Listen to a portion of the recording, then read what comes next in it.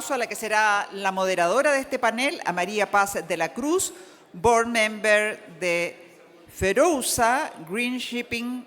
El gran aplauso es para ella.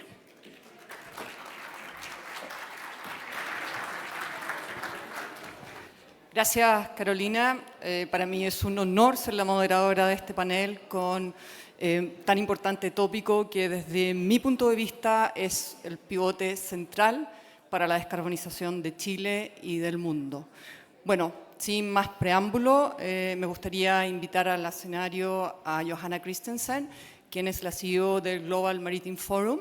Ella nos va a dar una presentación magistral respecto al tema que hoy nos convoca. Johanna, please join me on the stage, and the stage is yours. Well, first of all, thank you so much for the opportunity to join this session and this conference. Like Mark, I'm afraid my Spanish is not good enough. In fact, it's minuscule, so I cannot make my presentation in Spanish. I will do it in English. But please, I also speak quite fast in English. So if anybody feels at any time during the presentation that I'm going too fast, please just raise your hand and I will try to slow down a bit. So if you raise your hand, I will know it's too fast and I can slow down.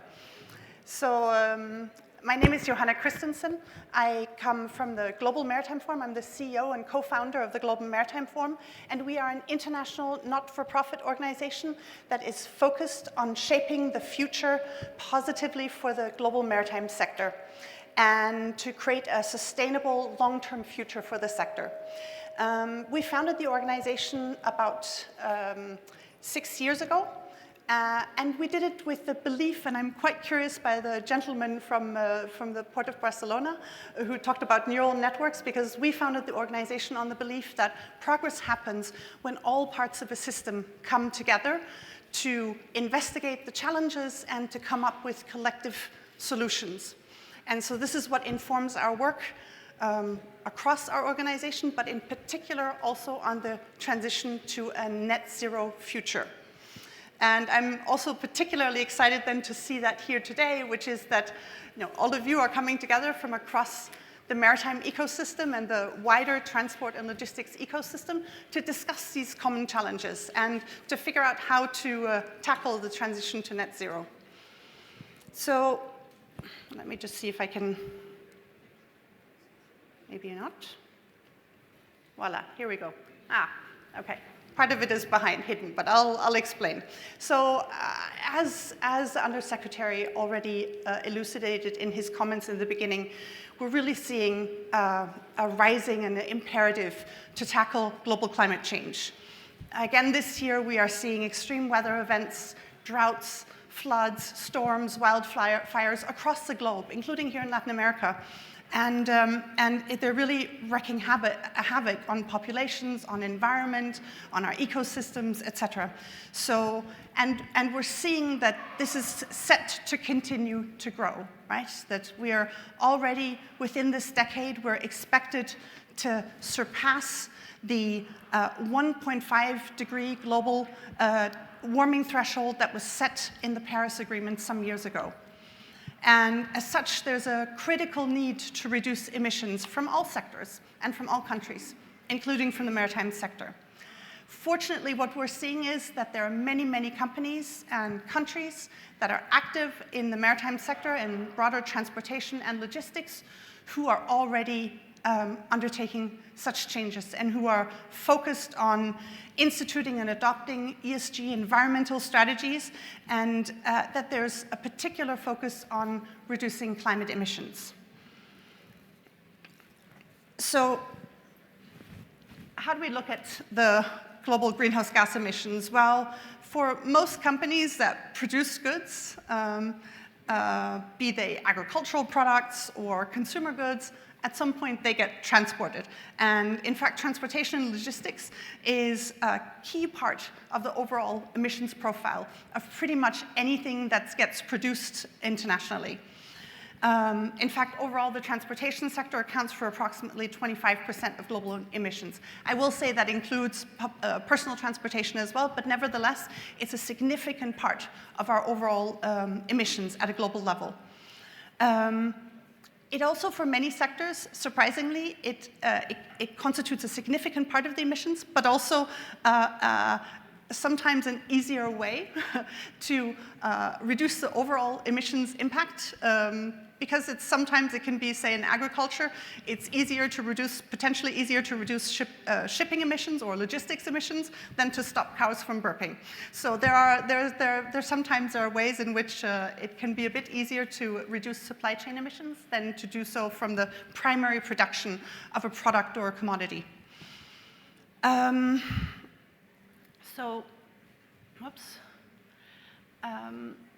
So what's the contribution from international shipping? Well, it accounts for about 2 to 3% of global greenhouse gas emission, and that puts it on par with major economies such as Germany and Japan, approximately.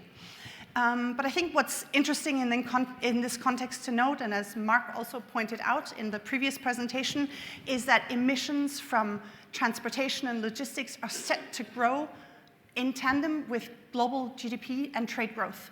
So we anticipate a steep incline over the coming decades in the emissions from the transportation and logistics sector, and which this is in part why we're also seeing that the imperative to reduce and to tackle the emissions from this sector is because we can see this linkage to GDP growth and to trade growth has a direct impact on the emissions from this sector. And then there's an additional aspect, which I think was also to some degree touched upon in this previous presentation. This is true for shipping in particular, but for ports and a lot of the other attendant infrastructure, is that they have very long time horizons. The asset values the assets are long life assets, many times decades in operation. Whether it's a port or whether it's a vessel, anything that we put in the ground or on the water today will still be in operation in 2040, in 2050, in 2060. So it's incredibly urgent for us to tackle this at this stage. So that's the backdrop for the Global Maritime Forum. We established together with the World Economic Forum and Friends of Ocean Action in 2019 the Getting to Zero Coalition. So the Getting to Zero Coalition is an industry-led platform that brings together leading stakeholders from across the maritime and fuels value chains. That includes ports, shipping companies, financial sector, energy companies, the cargo interests, so the entire ecosystem around maritime shipping, with an objective to make commercially viable zero-emission shipping on the deep seas commercially viable by 2030. So within this decade, to see commercially, on a commercial basis, ships operating on the deep seas on zero-emission fuels.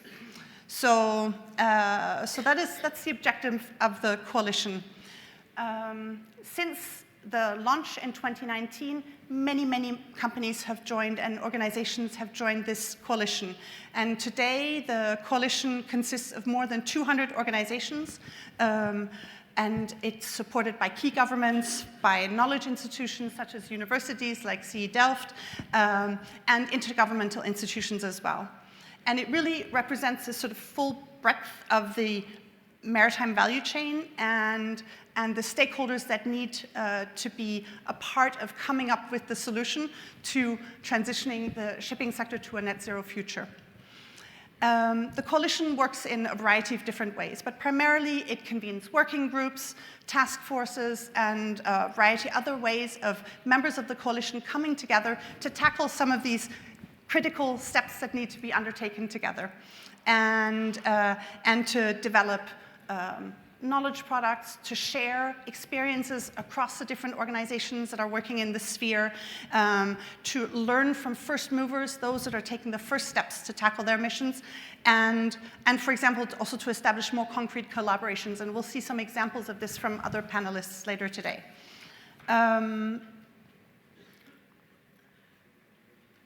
The coalition aims, as I said, to have commercially viable zero-emission vessels operating along the deep seas by 2030, and to align shipping with Paris Agreement temperature goals and run entirely on net zero energy sources by 2050.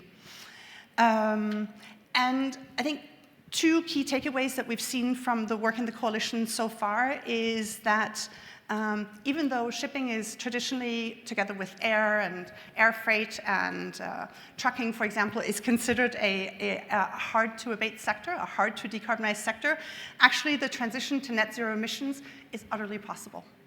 It's very evident evidence that it's possible to decarbonize international shipping.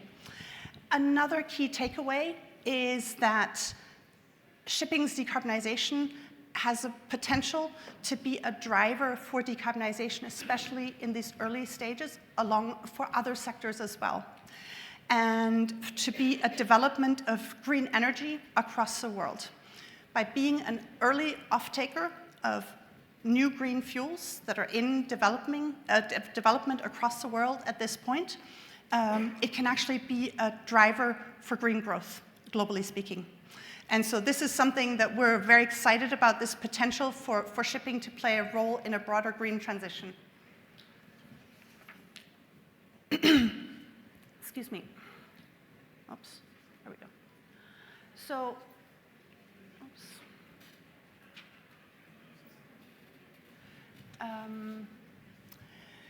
Fortunately, earlier this month, the policy landscape for shipping's decarbonization shifted significantly.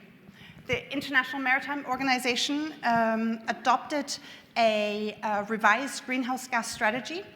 And under this revised strategy, the goals for international shipping's decarbonization have come very close to being in line with those set out at a global level under the Paris Agreement. So it has set new ambitious targets, and as such, it has established a pathway for how the sector is to decarbonize. So at a practical level, it means that by 2030, international shipping is to reduce its overall emissions by up to 30%. By 2040, with 80%, towards full decarbonization by or around 2050.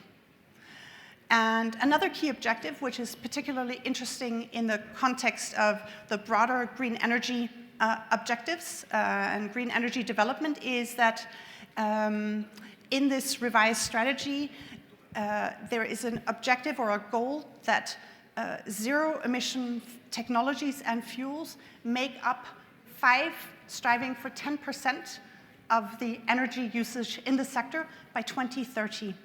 That is a huge stretch goal for this sector, for this amount of clean energy and clean fuels to make up the propulsion of this sector. So this is going to be a stretch goal that we'll be working together on over the course of these next few years. So there's a clear mandate. There's a clear mandate for the sector to reduce its emissions, and with really specific touch points along the way to 2050. But to achieve this strategy, we really need all parts of the ecosystem to work together and to develop and scale up new technologies that are really at this point only exist in an early phase of piloting and testing. So that's going to be a really exciting part of the journey ahead. And oops, sorry. I keep hitting the wrong button, I'm sorry. So it places the maritime sector at a crossroads where it effectively needs to end its dependence on fossil fuels. And fossil fuels in shipping are in fact a waste product, what is left when everything else has been refined away. So ending its dependence on a waste product and transitioning to very high-end fuels that are produced using renewable energy. There are a number of different technologies in play, and especially the fuel pathways for shipping are not entirely clear yet at this point. But what is clear is that the majority of fuels for shipping in future are very most likely going to be produced using renewable energy, so be green hydrogen derived. And the most likely fuels in play at this stage are green methanol and green ammonia, both of which gets produced using green hydrogen.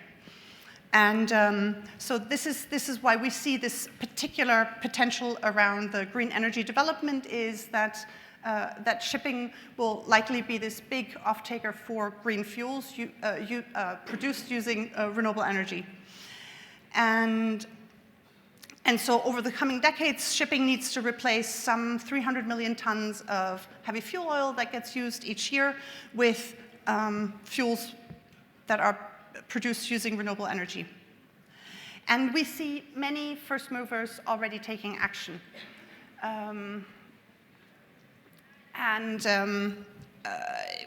Especially over this past year or two, we've seen a steep rise in announcements of different projects, pilot projects, collaborations, new vessel orders, new technologies developed, new innovations on engines, and the first ships capable of running on zero-emission fuels will be delivered actually later this year. In September, the first ships that can run on green methanol will be delivered, and then after that, we will see a steady rise in new zero-emission vessels being added to the global fleet. And this early movement from the private sector is mirrored by similar action on first-mover governments that have identified these green fuels and especially green hydrogen as a potential for future exports, and are thus focusing on establishing projects that can demonstrate this potential in their countries and developing strategies and the like, including here in Chile, of course. And who see themselves as well positioned to produce and supply these new fuels to the shipping sector. So it's really a rapidly shifting landscape for shipping. And we really see that the development of these new fuels could bring substantial gains to countries who perhaps previously haven't been in a role to be part of the global energy landscape, but it can see many new entrants who have this renewable energy potential who can be part of the global energy landscape, including for shipping. And we also see, as part of this, that there's a likelihood that there will be a significant shift in where fuels get produced, how they get shipped, what are the hubs, how do they get supplied to the global transportation sector. And in particular, ports and major port hubs are going to play a key role. And it was exciting to see, for example, from the presentation from Rotterdam, that Rotterdam is planning very heavily on what will their role be in this future, where we will have a new set of fuels and a new set of sources, and where a new set of stakeholders that they need to work to in order to continue to supply fuels to the shipping sector. What's particularly exciting in our view is that many countries, including those in Latin America, have an enormous potential to play a role in this. The untapped renewable energy potential across Latin America, it's not only in Chile, but in Brazil, Mexico, Colombia, Argentina, and other countries across the continent have an enormous role to play in this, and a real potential to become energy exporters of the future, and can play such an important role in this transition. And, oops, we're up. So, there we go.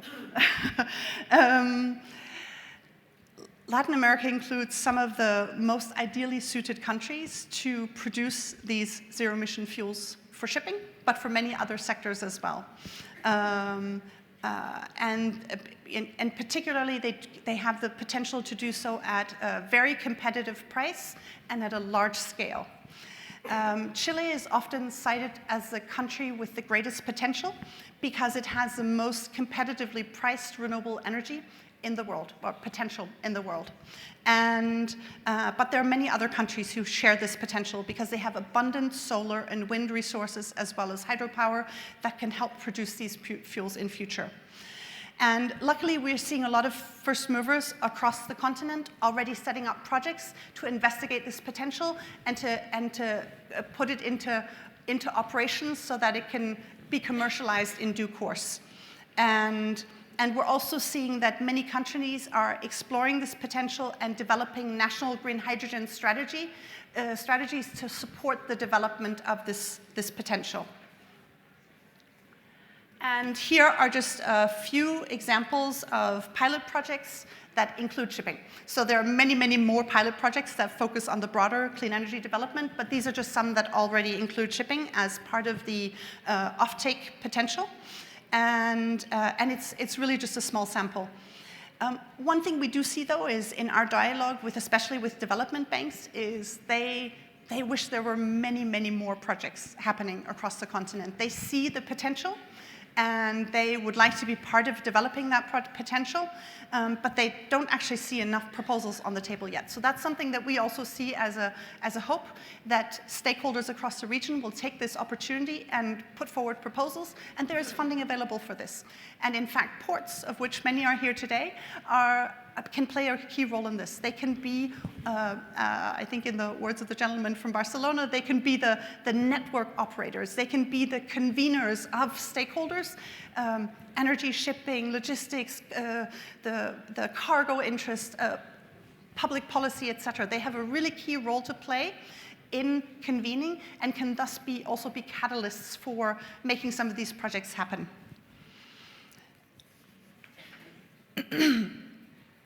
We also have some examples of two Chilean networks or projects that are underway, and one of the colleagues on the panel will discuss one of them, so I won't go into that. And the other one is led by Anglo American, the global mining company. And I think one of the things that's so interesting to point out in this context is that shipping rarely and ports rarely operate alone.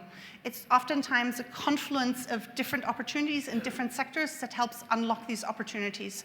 So agriculture, mining, cement, steel, other huge consumers of energy that will depend on the development of green energy can be co-developers of opportunities for the maritime sector as well. So looking at where there is this co-location of interests of different sectors can be a driver for those first mover opportunities.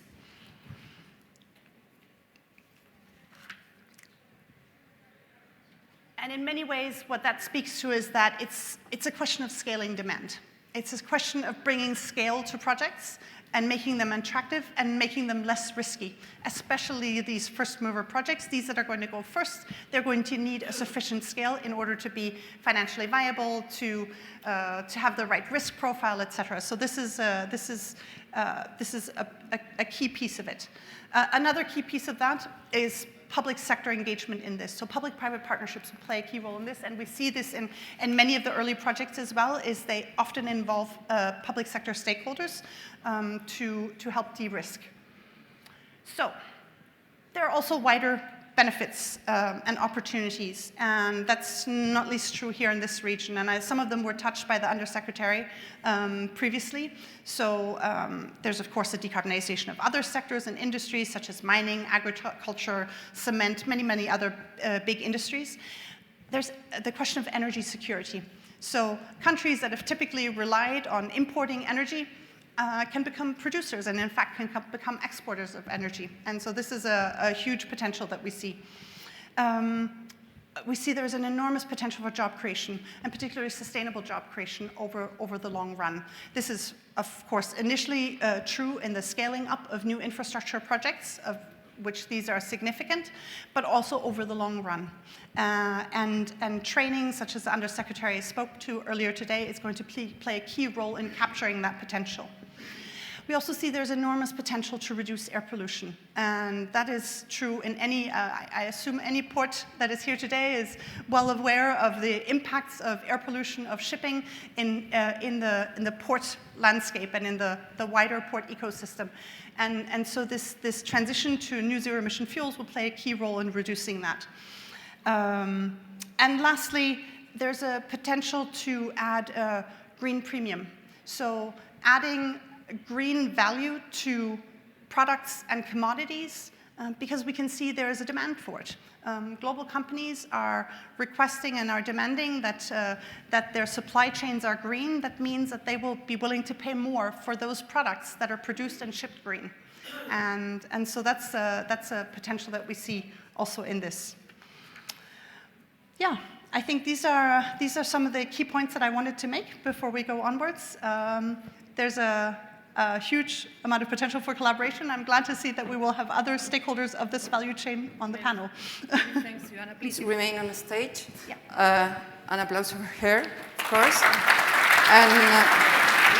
Ahora quiero invitar al escenario al resto de los panelistas. Damos la bienvenida al subsecretario de Transporte, señor Jorge Daza, a Federico Bernardelli, coordinador internacional del Ministerio de Energía, a Cristian Chachar, director de Flota y Proyectos de Ultranar. Por favor, tomen asiento. A Mika Bouillon-Meret, profesor y experto del French Hydrogen Task Force. Y al señor Diego Ramos, responsable de Business Development Shipping and Logistics de APM Terminals. Muy bienvenido.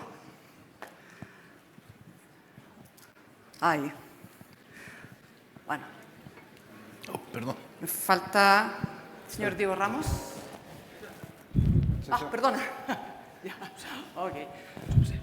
Sí. En orden del tiempo, y ya que el subsecretario nos ha contado que está con los minutos bien contados, nos gustaría que nos contara un poco acerca de las iniciativas y experiencias que tiene Chile para descarbonizar esta industria marítima después de esta gran charla que nos dio Johanna, ¿no es cierto? Y sobre todo con estos targets internacionales, nuevos targets internacionales del IMON, ¿no es cierto? Llegar al 30% al 2030.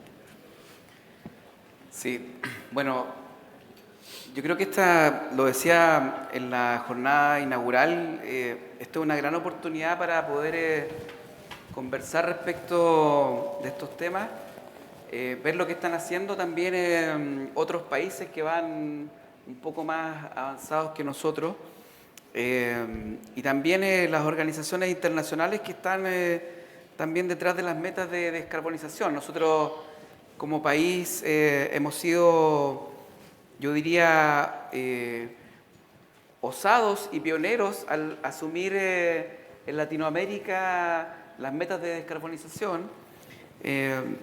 Nosotros como país, y lo ha dicho el presidente de la República, queremos ser un país líder en la producción del hidrógeno verde a fines de esta década, lo que significa, en algún sentido, dar prioridad a la infraestructura que hoy día no existe en el país, ¿no? Entonces, tenemos una meta ambiciosa, lo comentaba en la mañana con el senador Pug,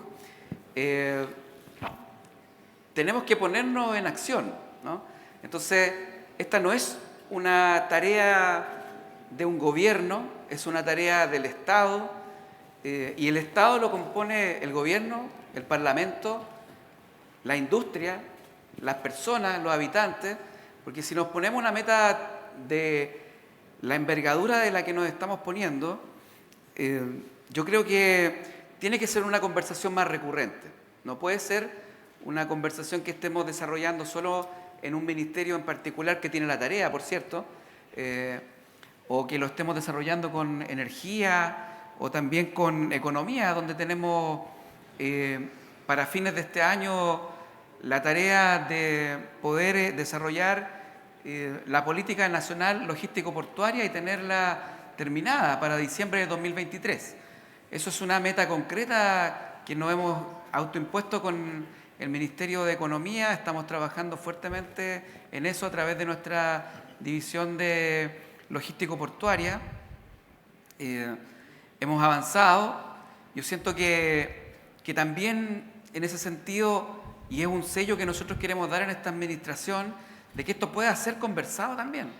No necesariamente escrito en las oficinas del Ministerio de Transporte y en el Ministerio de Economía, sino que conversado fuertemente con los puertos, con los alcaldes, que son ciudades puertos, porque yo lo decía en la mañana, es un contrasentido que nosotros podamos pensar en el desarrollo de una industria que necesitamos, por cierto. Nosotros somos un país pequeño, lo comentaba con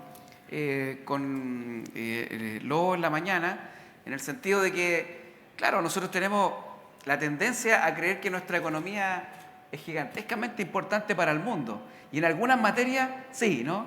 El cobre, ojalá el litio, ojalá el hidrógeno verde, pero dependemos fuertemente del comercio internacional para nuestras exportaciones e importaciones, y por tanto la infraestructura logístico-portuaria es sin duda muy significativa. Y en ese sentido, el querer al finales de esta década ser líder en la producción del hidrógeno verde implica hacer las inversiones que se necesitan, ¿no? Las inversiones en capacidades de infraestructura, en capacidades de inteligencia. Conversaba el otro día en el puerto de San Antonio con alguien que me decía que el poder desarrollar el capital humano para la industria que nosotros estamos pensando nos va a llevar al menos 10 años. Entonces, tenemos que pensar en esa lógica, de que nuestros alumnos que hoy día están en la educación media puedan pensar en estudiar carreras relacionadas con la logística de puertos, porque no todos necesariamente vamos a necesitar profesionales, también vamos a necesitar técnicos que puedan soportar esta industria, y por tanto esa conversación también tiene que incluir al Ministerio de Educación y sus políticas de educación, ¿no? Tenemos energía ya sentado en esta mesa, tenemos economía, hay que invitar también, y yo siento fuertemente, al Ministerio de Educación, al resto de la industria, que necesita necesariamente estar en esta conversación.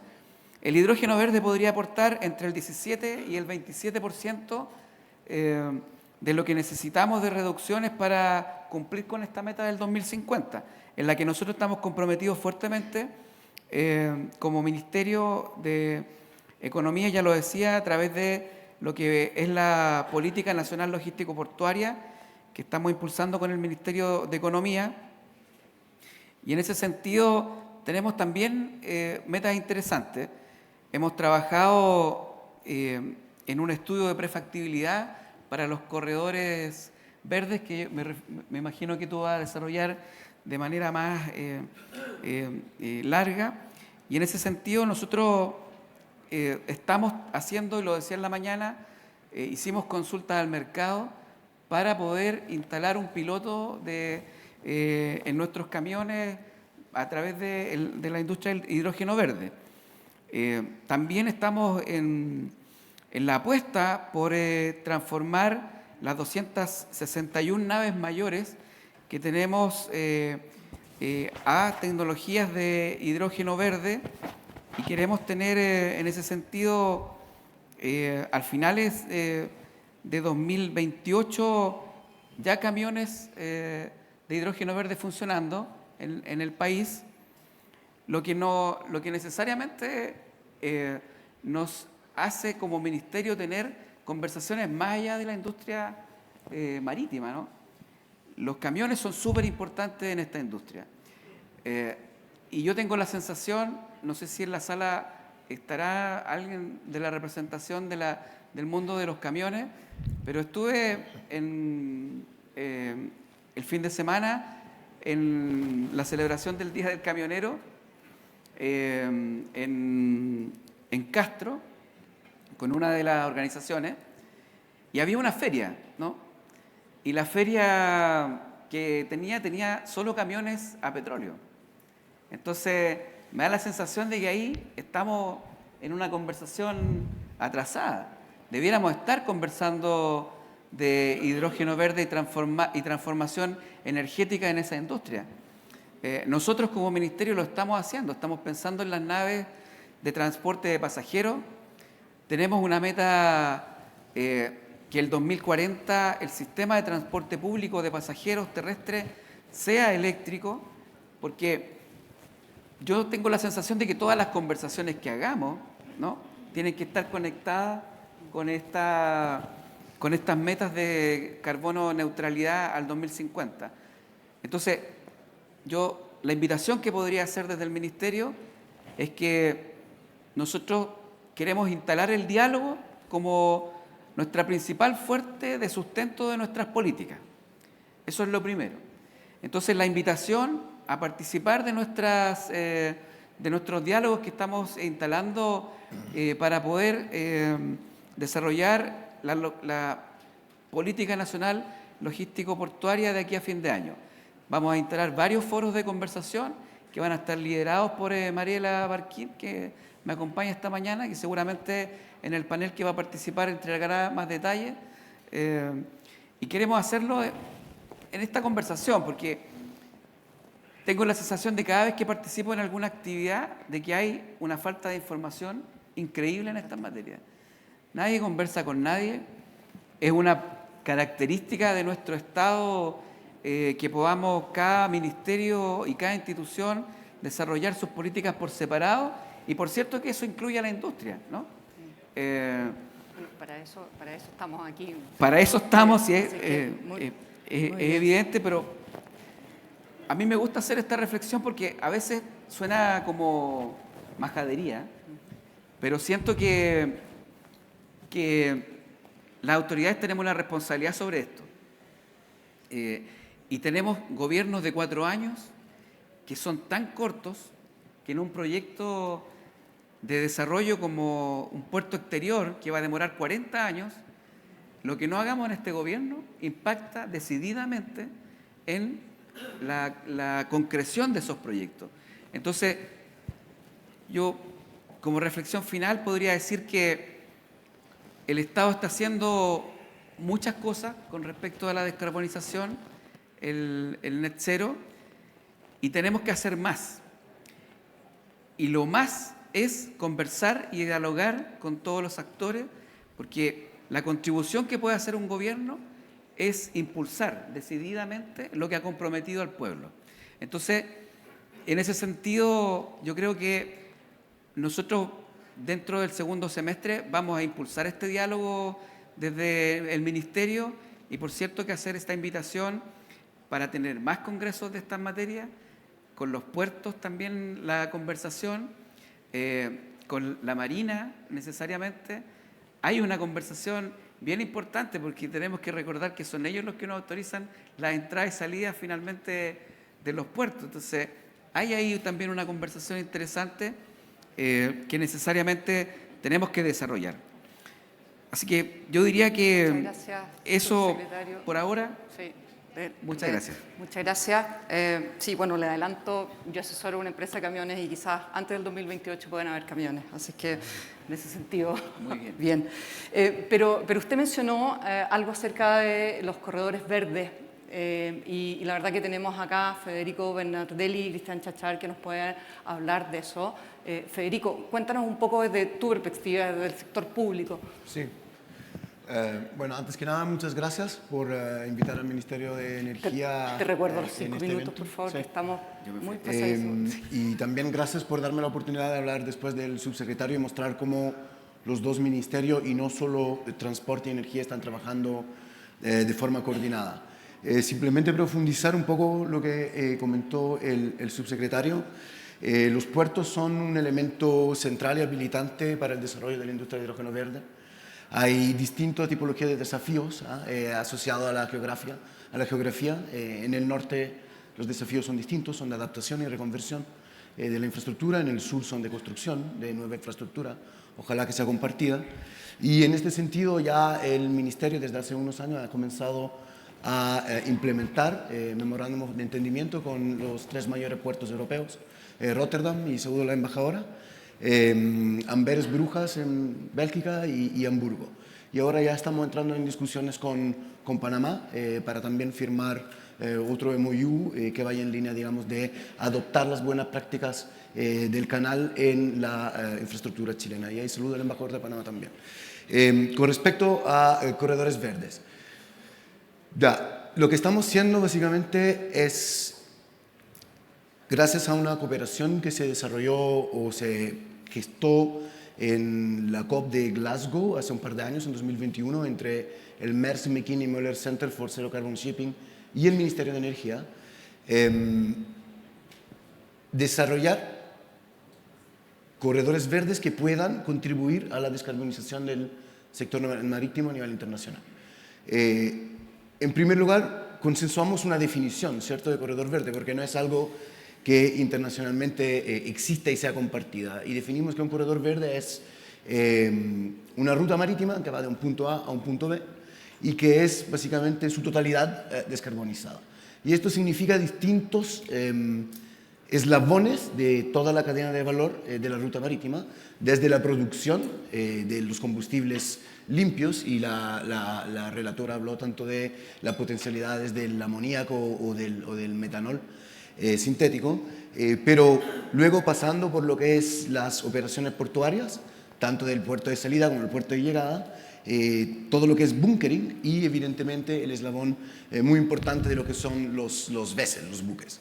En este sentido, con el centro de Dinamarca empezamos un primer trabajo con un estudio de prefactibilidad, donde mapeamos 18 potenciales corredores verdes, 9 domésticos, es decir, internos al país, y 9 internacionales.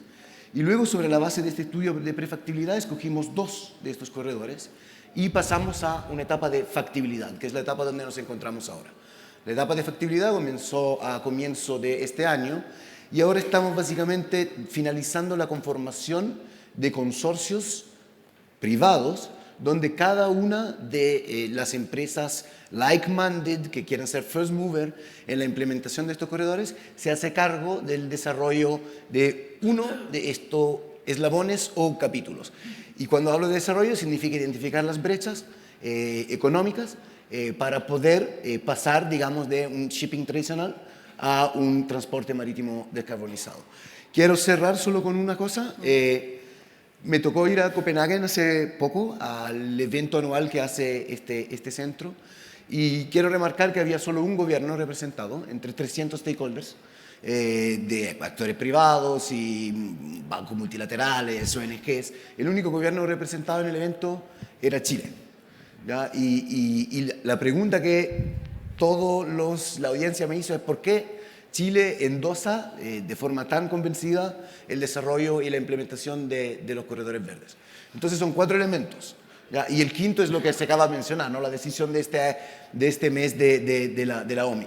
Pero los 4 elementos son evidentemente la Climate Declaration, que Chile endosó en Glasgow siempre en la COP 2021, la ley de cambio climático que se aprobó el año pasado, y eso se marca en un contexto de descarbonización sectorial, donde a nivel global casi el 3% de las emisiones derivan, digamos, del transporte marítimo, y a nivel nacional el 95% del comercio internacional del país es a través del transporte marítimo. El tercer elemento es la agenda de energía, es decir, el documento programático de esta administración 2022-2026, donde hay un apartado donde se menciona, digamos, la descarbonización del transporte marítimo. Y el cuarto y último elemento es la estrategia de hidrógeno nacional, que se lanzó en noviembre de 2020, donde uno de los grandes focos es el fomento, digamos, de la demanda local, y tanto el Ministerio de Energía como el Ministerio de Transporte y el Ministerio de Relaciones Exteriores, que trabajan conjuntamente con el centro, ven, digamos, un gran potencial de fomento de la demanda local en el sector de la descarbonización del transporte marítimo. Gracias. Muchas gracias, Federico. Cristian, ¿nos cuentas tú desde tu perspectiva lo de los corredores verdes? Bueno, Federico ya entró en bastante detalle de lo que es la iniciativa esta de los corredores verdes. Nosotros somos parte del Getting to Zero Coalition, del Foro Marítimo Global, de lo cual escuchamos la presentación de Johanna. Y los esfuerzos de descarbonización no son sencillos en el negocio marítimo. Hay varias corrientes, van a haber seguramente distintas soluciones para los distintos tráficos y segmentos. Pero una de las maneras de impulsar la descarbonización es precisamente mediante esta creación de los corredores verdes, que lo que facilitan es que en los sectores donde es difícil de llevar la producción, que en muchas partes se está desarrollando recién, por la vía de infraestructura, de bunkering, de puertos, de instalaciones, se ponga a disposición de la industria marítima ese combustible verde o esas distintas formas de combustible verde. Para lograrlo y para armar esa red, un approach más sencillo es inicialmente pensar en este transporte entre A y B con un tráfico regular de barcos que estén ya con la facultad de poder consumir ese combustible, poder ir armando un proyecto que por esa vía, digamos, facilite la introducción de combustibles verdes Y disculpa, pero el puerto de Chile, o sea, ¿ya están nominados los puertos? Bueno, el corredor verde en el cual nosotros estamos específicamente trabajando, en la parte, como mencionaba Federico, está separado en pilares, son pilares de producción, de distribución, y en la parte del transporte propiamente tal, nosotros estamos trabajando en el pilar para descarbonizar el transporte de ácido sulfúrico entre San Antonio y Mejillones, o sea, entre la zona central y el norte de Chile. Y eso es un tráfico, digamos, puntual entre A y B que justamente permite en un sector donde se va a producir en el futuro combustible verde, que es la zona del norte de Mejillones, regularmente recalar eso y poder facilitar con eso el uso de combustible verde en ese segmento específico. Eso es en cuanto a corredores verdes. Yo creo que el tema da para un montón de desarrollo en varios lados, pero veo que nos queda relativamente poco. Y tenemos muy poco tiempo, entonces les pido que los que tengan interés también que se acerquen a cada uno de los panelistas. We are going to give the stage now to Mika. Hi, Mika. It's a lovely background that you have there. So could you please tell us about the French experience in logistics and shipping? Sure. Thank you, Maria, and thank you everyone for inviting me. I'm sorry, I still do not speak Spanish, but I promise that I will stop working on this given how many conferences we are doing together now in Chile. So good morning, everyone from Paris. Basically, what I could tell you is that France has adopted a new national port strategy back in January 2021, and this strategy has 5 goals. First goal, the idea is to increase from 60 to 80% the share of containerized freight imported to France or exported from France, going through French ports instead of foreign ones. First objective. Second goal, double the number of jobs linked to the port ecosystem by 2050. 3, increase by 30% the share of massified transport modes in pre- and post-port routings by 2030. Then 4, have ports contribute to reaching national carbon neutrality in the transport and transportation sector by 2050. And finally, accelerate all port activities with a full digitalization of all formalities by 2025. That's the basic French strategy of 2021 for ports. But there's many challenges. And the first one, it's been mentioned already, there's a shifting landscape. In terms of shipping, new global actors are emerging, new industrial, international trade patterns are emerging. So definitely you can think of relocalization, you can think of friendshoring, and so many others. And green energy is also contributing to this shifting landscape. Basically, what we've seen over the past 5 years is that the narrative around the place of ports in France as a country and in the EU in general has shifted, has changed.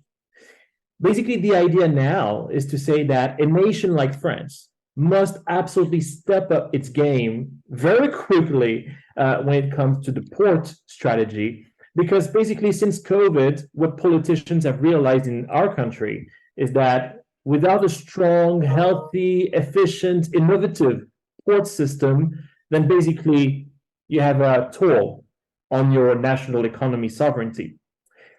So basically, that's one big element here. The second big challenge is that despite France having the largest maritime and submaritime domain in the world, second in the world if you exclude the continental shelf extensions, basically despite that, and despite the fact that France is the home to the world's 3rd largest container shipping company, CMA CGM, our largest port, Le Havre, is now no longer in the world's top 50 busiest container ports and is barely the 10th busiest one in Europe.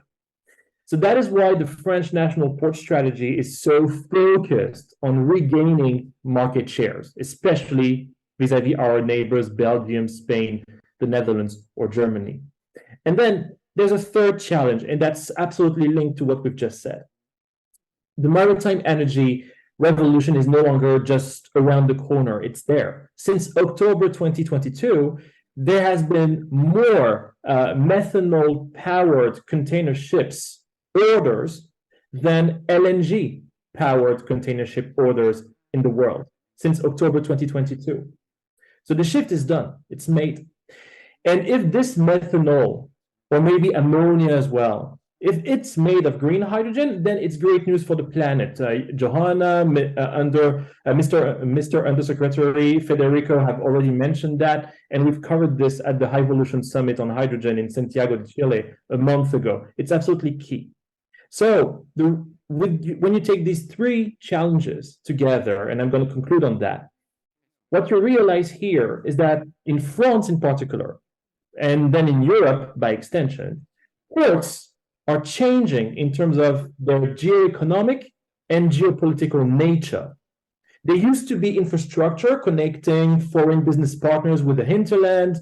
Well, now ports are becoming absolutely critical energy infrastructure, not just infrastructure, but energy infrastructure, because all across Europe, ports are going to be leaders in energy transition, and not just to import hydrogen or ammonia or methanol, of course, but because the volume that is needed, the volume of new fuels that is needed to decarbonize shipping, the port itself, the cruise industry, and all the modalities, all the activities around the port, all the logistics, well, it's so huge, the volume we're talking about, that ports have no choice but to become massive green energy producers themselves. Not just importers, but producers themselves.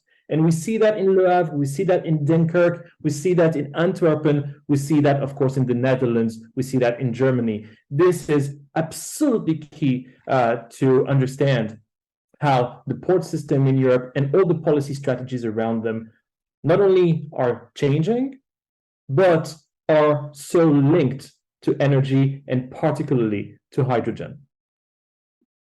Ustedes visualizan desde operador portuario de lo que ustedes son, digamos, y sobre todo, yo entiendo que tú estás basado también en los Países Bajos. ¿Qué crees tú que se podría...?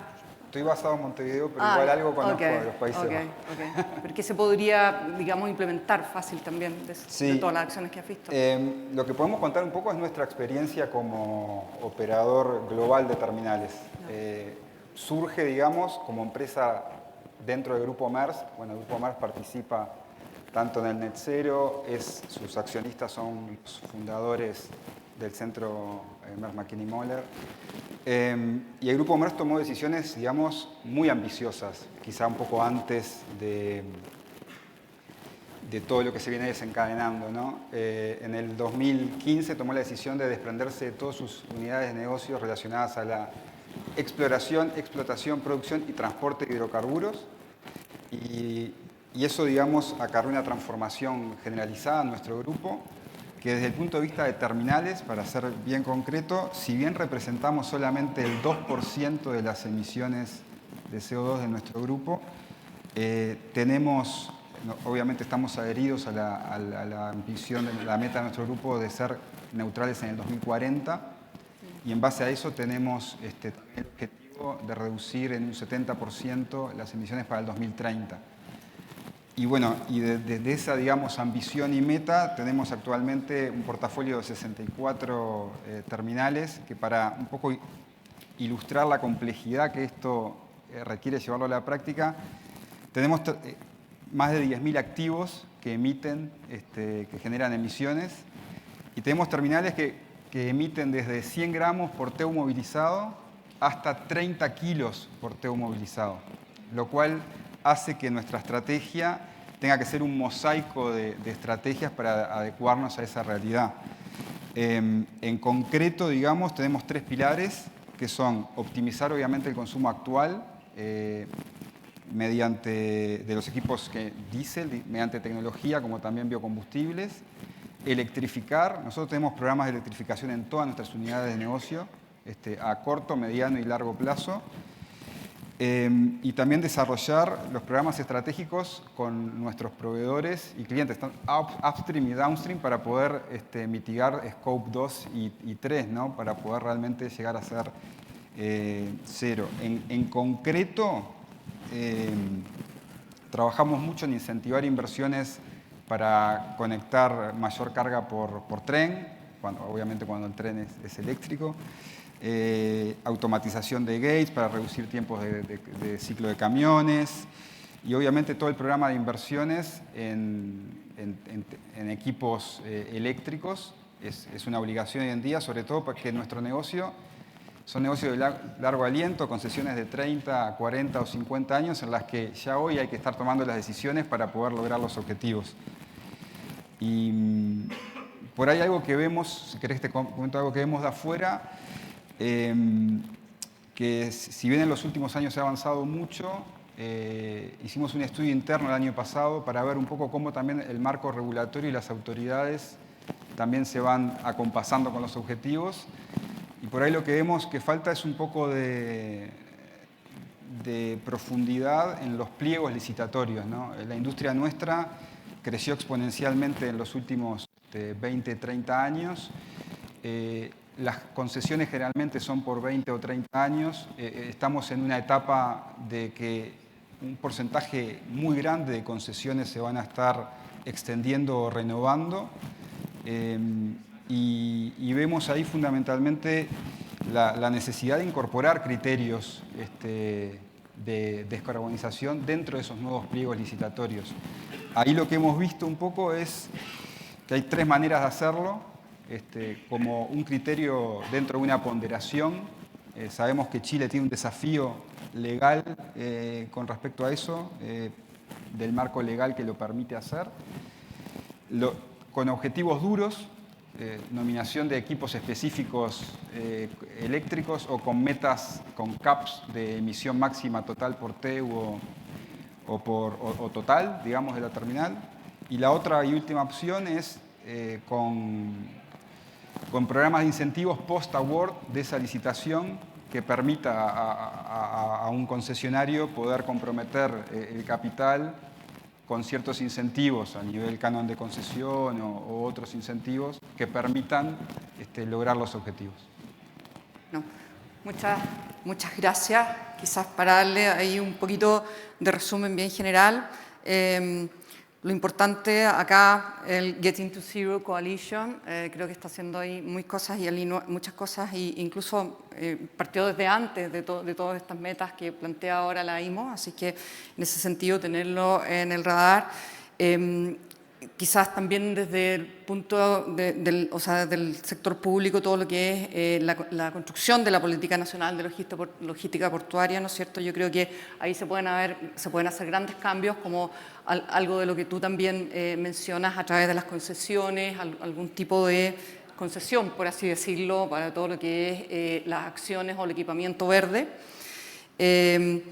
Desde el punto de vista también del sector público y privado, que hay una buena mezcla, digamos, todo lo que es los corredores verdes, que está tomando ya mayor forma, en el cual Chile es un actor principal y nos está posicionando bien en la esfera global. Y bueno, aprender quizás y colaborar en conjunto con todo lo que está haciendo Francia en su estrategia logística portuaria, y si vamos a hacer también una estrategia logística portuaria, también, ¿por qué no sentarnos al lado de ellos, digamos, para ver qué podemos aprender de ellos y complementarnos mutuamente? Bueno, démosle un gran aplauso a este panel. A ustedes les agradezco mucho su tiempo. Nos hemos pasado mucho y, bueno, también agradezco también la oportunidad que me han dado de moderar este panel. Muchas gracias.